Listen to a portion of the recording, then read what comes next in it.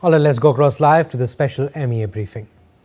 Secretary Shri Vikram Mishri, Secretary East Shri Jaideep Mazumdar, Secretary ER Shri Damu Ravi to brief us on this visit. We also are joined by Shri G.V. Srinivas, Additional Secretary, who looks after Latin America and Caribbean region, and Shri Sevala Nayak, Additional Secretary, who looks after Central and West Africa.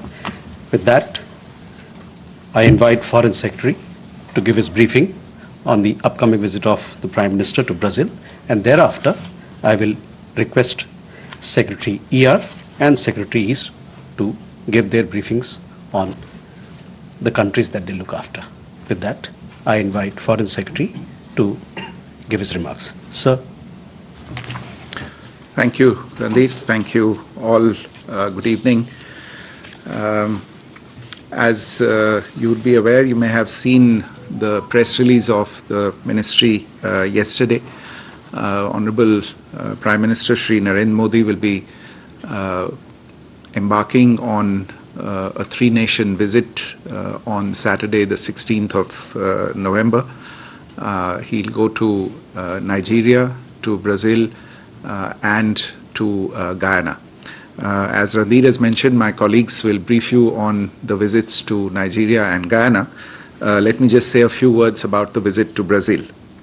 The visit to Brazil is for the 19th G20 Summit that's being held on the 18th and 19th of November. This is the Prime Minister's third official visit to Brazil. He has visited there earlier in 2014 and then subsequently in 2019. Both occasions were for the BRICS summits that were being hosted by Brazil in those years. This particular G20 summit is also going to be a very special summit because it will be the first time that the African Union will take its place in the G20 grouping as a member. You would all recall that it was at the New Delhi summit last year that the African Union was inducted as a full member of the G20. Apart from the G20 member countries, Brazil has also invited 18 guest countries, 5 each from Africa, Latin America, and Asia, and 3 countries from Europe. There are also 15 international organizations that will be attending the summit. For India, this summit will be particularly important as we look to continuity of our priorities from the New Delhi summit, where a number of issues of interest, especially to emerging markets and developing economies, were also discussed. You're also aware that the G20 has emerged as the primary forum for international economic cooperation and on issues of global significance. It provides an opportunity for leaders of the 21 largest economies in the world, representing about 88% of global GDP, 78% of international trade, and nearly 3/4 of the world's population, to come together and discuss key issues impacting the world, such as progress on sustainable development goals, multilateral reforms, tackling environmental and climate challenges, debt sustainability, bridging the global digital divide, the energy transition, and emerging technologies. A few words about Brazilian priorities, the presidency's priorities for this particular edition of the G20. The theme of this G20 is building a just world and a sustainable planet. And the 3 key priorities of the Brazilian presidency are social inclusion and the fight against hunger and poverty, energy transitions and the promotion of sustainable development in its economic, social, and environmental dimensions, and finally, reform of global governance institutions. The flagship deliverable of the Brazilian presidency is the Global Alliance Against Hunger and Poverty, which will be launched during the inaugural session of the Rio Summit. This will be an initiative that is open to non-G20 countries as well, as also national, regional and international organizations, regional and multilateral development banks, civil society organizations and philanthropic institutions. There are 3 pillars under this alliance, and India will be joining the national and knowledge pillars of this alliance. This will be the main sessions will be followed by a closing ceremony where the chairmanship of or the presidency of the G20 will be handed over by President Lula of Brazil to President Ramaphosa of South Africa. And this will also, in a sense, cap a run of 4 emerging markets and developing economy EMD countries holding the presidency in succession of the G20, starting with Indonesia, India, Brazil now, and South Africa the next year. I just want to make one point, which is that the priorities of the Brazilian presidency, which I mentioned a little while earlier, they align very well with the priorities that India had championed and voiced during its presidency of the G20. We refer to the key priority, which is hunger and poverty during this presidency. Last year at the G20, as you would recall, we had come out with the G20 Deccan high-level principles on food security and nutrition, which align with the main priority of the Brazilian presidency this year. Reform of multilateral institutions fit for the 21st century was another key priority of our presidency, and this is again being taken forward by Brazil this year. And the G20 leaders' call for better, bigger and more effective multilateral development banks during the New Delhi Summit found resonance globally and is being carried forward this year through the G20 roadmap for better, bigger and more effective MDBs. And this is a roadmap that will be endorsed by the leaders at the Rio Summit. And as regards energy transition, the ambition set in New Delhi on tripling renewable energy capacity and doubling the rate of energy efficiency by 2030 are again being reaffirmed at the G20 this year. Another point of interest, which is the Empowerment of Women Working Group, which was envisioned during India's presidency, was convened for the first time this year during the Brazilian presidency, and it cemented the narrative of women-led development in the G20. The Research and Innovation Working Group, which was conceived during our presidency, started its meetings this year and finalized its terms of reference. And the Disaster Risk Reduction Working Group and the Startup 20 Engagement Group, which were also initiated during India's presidency, have been carried forward this year. So the ambitious language that was reflected in the New Delhi leaders' delegation has provided the basis for many of the G20 outcome documents that have been adopted this year. Some of our flagship priorities, such as digital public infrastructure, mission life, women-led development, etc., have all found resonance as well as reflection in the outcome documents of the Brazilian presidency. So we look forward to a very successful and productive G20 summit in Rio. Let me stop there and have my colleagues brief you on the other aspects of the visit. Thank you. I now request Secretary Economic Relations, Shri Damu Ravi, to brief you on Prime Minister's upcoming visit to Nigeria. So over to you.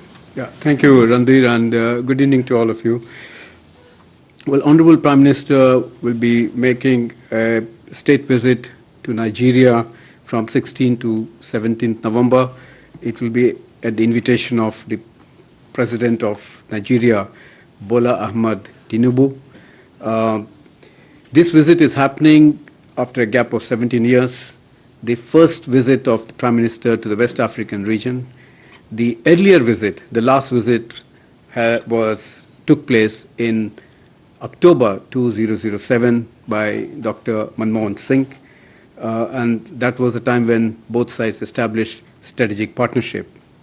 As you all know, the Nigerian President Tinubu visited India last year, September, for the G20 Summit at the invitation of Honorable Prime Minister as the guest country, and that has paved the way for Nigeria to participate in Brazil also as an invitee country for the G20 Summit.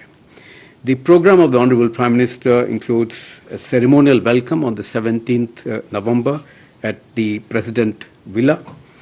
He will have a one-on-one meeting with President Tinubu thereafter, and then the delegation level talks will review bilateral relations, the entire gamut of it, and thereafter will also explore avenues to further expand and enhance the relationship. During the delegation talks, there will be exchange of memorandum of understandings, about 5 of them.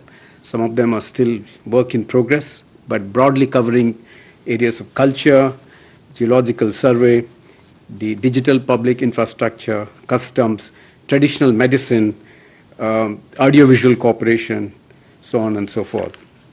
Prime Minister will interact with the Indian diaspora at the community event later that afternoon before he will move on to the Rio that evening. I'd like to bring the relationship into context, just to say briefly. Nigeria is a very large economy within Africa. It ranks about second or third in terms of the GDP. The population is about 220 million, which is the largest country in Africa. Both India and Nigeria enjoy strong cordial relationship for a very long time, since 1960, ever since it won independence. The relationship are underpinned by shared values of democracy, respect for pluralism, rule of law, and diversity. Both the countries are multi-religious, multi-ethnic, and multi-linguistic countries. And most importantly, in the recent times, Nigeria's active involvement in the African Union has increased, and we see there is a strong partnership between our two countries in the context of India-Africa Forum Summit. And Nigeria also has become a partner country of BRICS, and it is currently holding the chairship of the ECOWAS region, that is West African region. As you all know, that India's involvement in Africa has been very long. Indian teaching and teachers have been there in that country for several decades.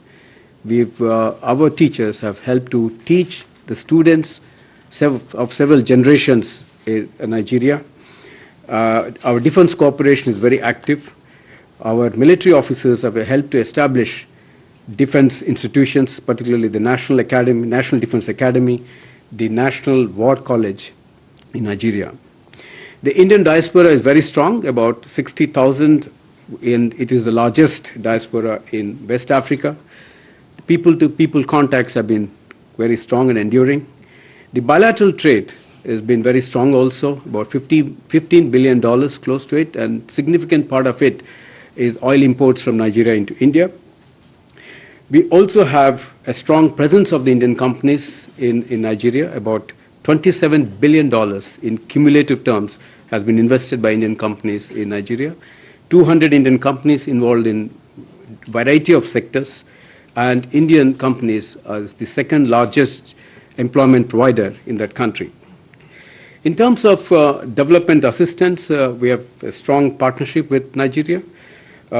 India has offered close to $400 million of assistance, but Nigeria has used only 100 million assistance so far for various projects, particularly in the power sector. And $290 million is being repurposed for their own initiatives and their own areas of interest. The iTech scholarships that India has offered is also quite extensive. We offer to Nigeria about 500 scholarships a year, 250 for civilian experts and 250 for defense experts who come to India for training.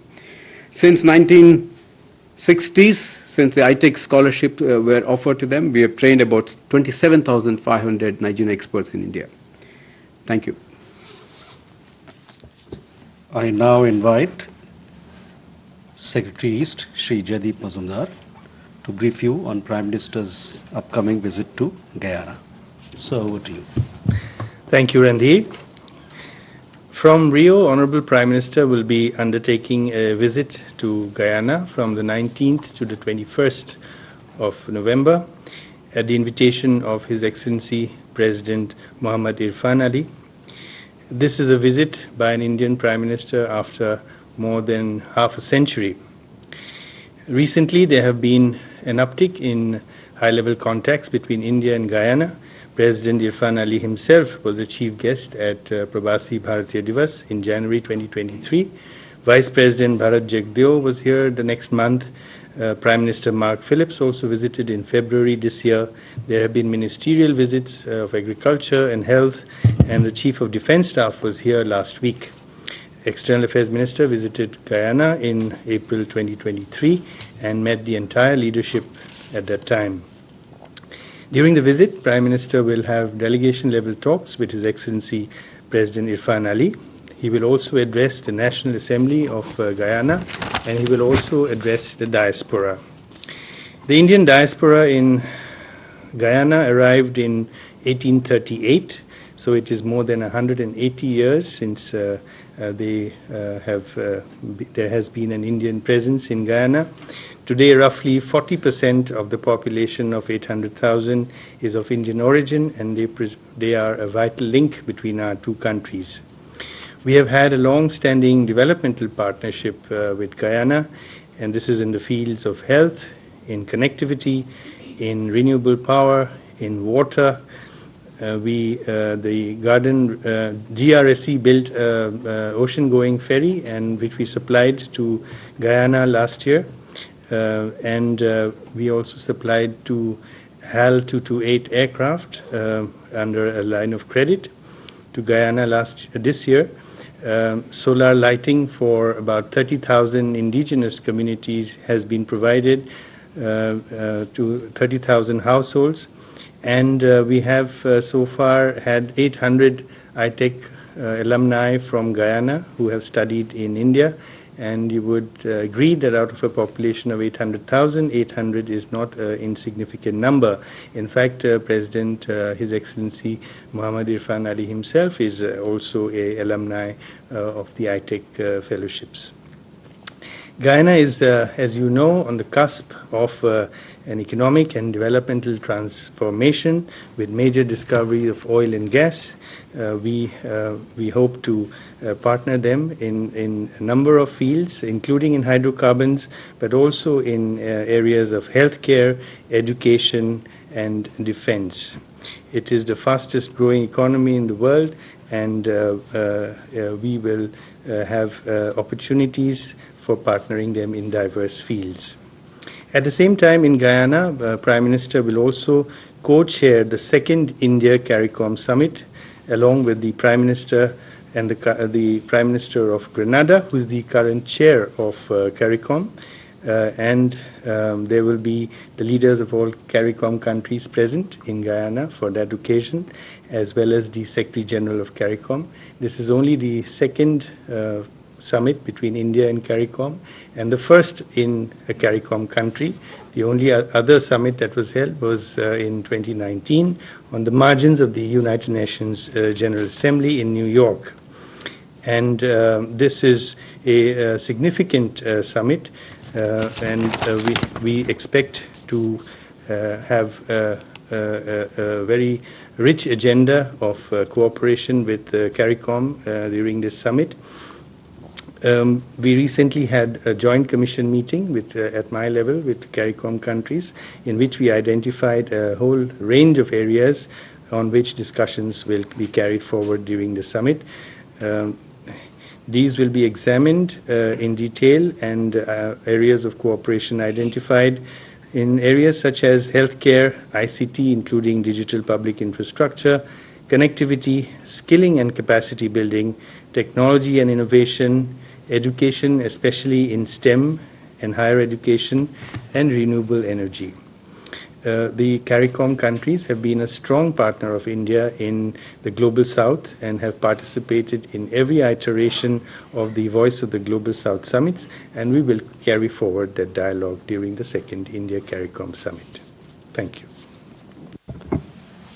Thank you, sir. With that, we open the floor for questions. Ayushi? Sir, good evening. This is Ayush Ekwal from ANI.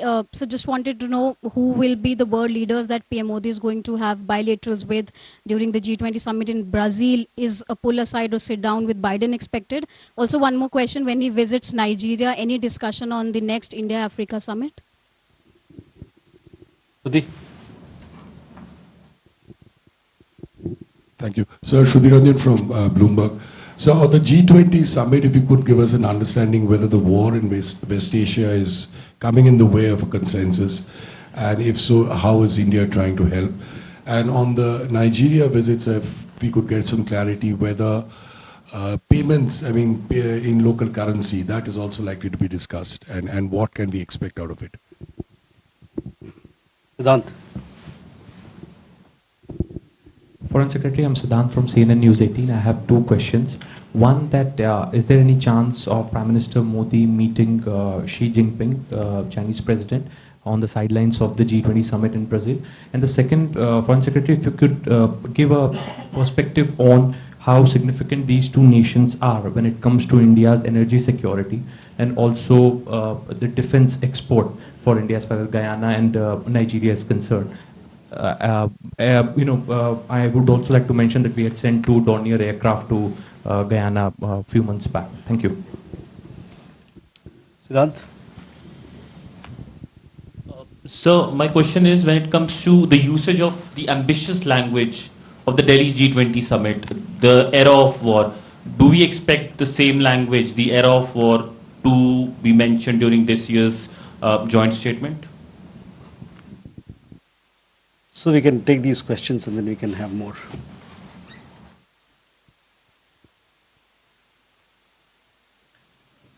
Let me take these two questions by Ayushi and Siddhant on the bilateral meetings on the sidelines of the G20. As you are aware, this is going to be quite a valuable opportunity for leaders to have bilateral meetings on the sidelines. But these are all meetings that are currently being worked out, so I don't have any specific information to share at this point as to a specific meeting. But these are all being worked on, and we will provide information as soon as the meetings are finalized. Shudhi, your question on whether the war and conflict in West Asia is coming in the way of consensus. As you're aware, the international geopolitical situation has become even more complicated since the last G20 summit. We were already dealing with the conflict in Ukraine, and since then the conflict in West Asia has been added to the mix. Last year we did experience a certain amount of complexity in terms of finding ministerial outcome documents, etc. But we were then eventually able to have a consensus and a strong consensus document in the form of the New Delhi Declaration. This year, the Sherpas have managed to work out a procedure whereby, insofar as the ministerial outcome documents are concerned, geopolitical language has been removed from the ministerial outcome documents, and that's leading to all of the ministerial meetings under the Brazilian presidency managing to come out with fairly straightforward outcome documents. The geopolitical related issues are all being dealt with by way of a chair's summary, which is being issued alongside the ministerial outcome document. However, the leaders' declaration at the summit is going to be a consolidated consensus document. There is no separate chair summary. I imagine that these complex issues of the conflicts that are still on, Ukraine, West Asia, etc., are figuring in the discussions. The declaration is being negotiated as we speak. All right, so this was special briefing of the MEA ahead of PM's visit to Nigeria, Brazil and Guyana. Foreign Secretary Vikram Misri said PM will be embarking on three-nation visit on 16th November on G20 Summit visit at Brazil. He said this is PM's third official visit to Brazil, and this particular G20 Summit will be special. First time African Union will take its place in G20 grouping as a member, and Brazil has also invited 18 guest countries. 15 international organizations will be attending the summit. And on PM's visit to Nigeria, Damu Ravi, Secretary Economic Relations, said that this visit is happening after a gap of 17 years. Earlier visit took place in 2007 by Dr. Manmohan Singh, and program includes ceremonial welcome, one-on-one meeting with the President of Nigeria, and several delegation level talks will also take place, and several MOUs are also likely to be signed, and PM will also interact with the Indian diaspora. And also on PM's visit to Guyana, Jaideep Majumdar, Secretary, he said that from 19th to 21st, PM will be in Guyana, visit after more than half a century, and PM Modi will have delegation level talks with President Irfan Ali and will also address the Indian diaspora. So this was primarily the gist of what they said, and we'll have a detailed story in our subsequent bulletin. Thanks for watching. Namaskar.